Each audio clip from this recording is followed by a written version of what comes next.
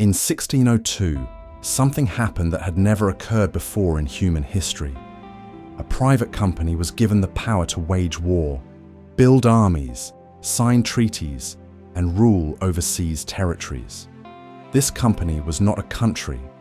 It was called the Dutch East India Company, and for nearly 200 years, it ruled global trade. Today, we're going to explore how the VOC became the most powerful company the world has ever seen, why no corporation today comes even close, and how a small European republic built a global empire using ships, spices, and money. This is the story of the company that ruled the world. To understand the VOC, we first need to understand one thing: spices. In the 16th century, spices like nutmeg, cloves, and pepper were worth more than gold in Europe.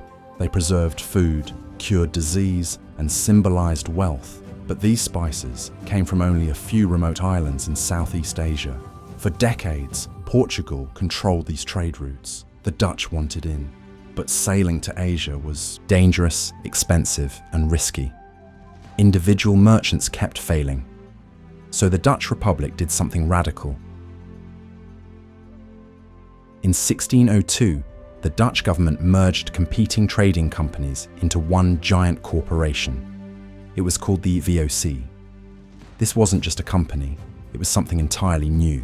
The VOC was allowed to build forts, maintain armies, wage war, negotiate treaties, govern colonies, all as a private business. Even more revolutionary, any Dutch citizen could invest. This created the world's first stock exchange in Amsterdam. For the first time, ordinary people could profit from global trade. The modern corporation was born.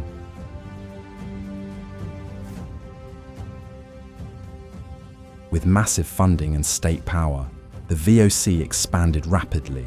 Its ships sailed from Europe, around Africa, to Asia, carrying silver and returning with spices.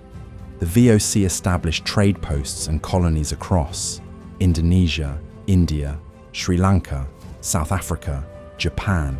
Its Asian headquarters, Batavia, modern-day Jakarta, became the nerve center of a global empire. But trade was only part of the story. The VOC used force to eliminate competitors. It blockaded ports, destroyed rival fleets, and violently enforced spice monopolies. By the mid-1600s, the VOC controlled most of the global spice trade. At its peak, it was richer than Apple, Google, Microsoft, and Amazon combined, adjusted for inflation. Behind the profits was a harsh reality. Sailors lived in brutal conditions. Disease, hunger, and punishment were constant. Many never returned home. In Asia, local populations were often forced into unfair trade agreements or violent submission. The VOC wasn't just a trading company, it was a corporate empire, optimized for profit, regardless of human cost, and yet it worked. For over a century, the VOC generated massive wealth for the Dutch Republic. So why hasn't anything like the VOC existed since? Because the world changed. Today, companies cannot declare war, govern territory, maintain private armies. Modern states separated government power from business, largely because of what happened with companies like the VOC. The VOC proved that when profit and state power merge, the consequences can be enormous. It was a warning, not just a success. By the 18th century, cracks began to form. Corruption spread, competition increased, costs skyrocketed. The VOC was too big, too slow, and too indebted.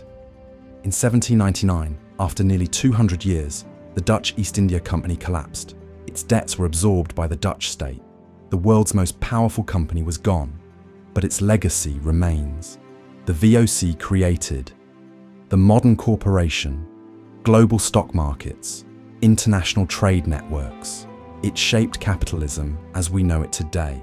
The Dutch East India Company ruled the world, not with a crown, but with contracts. And its story is a reminder of what happens when profit becomes power. If you found this story interesting, consider subscribing.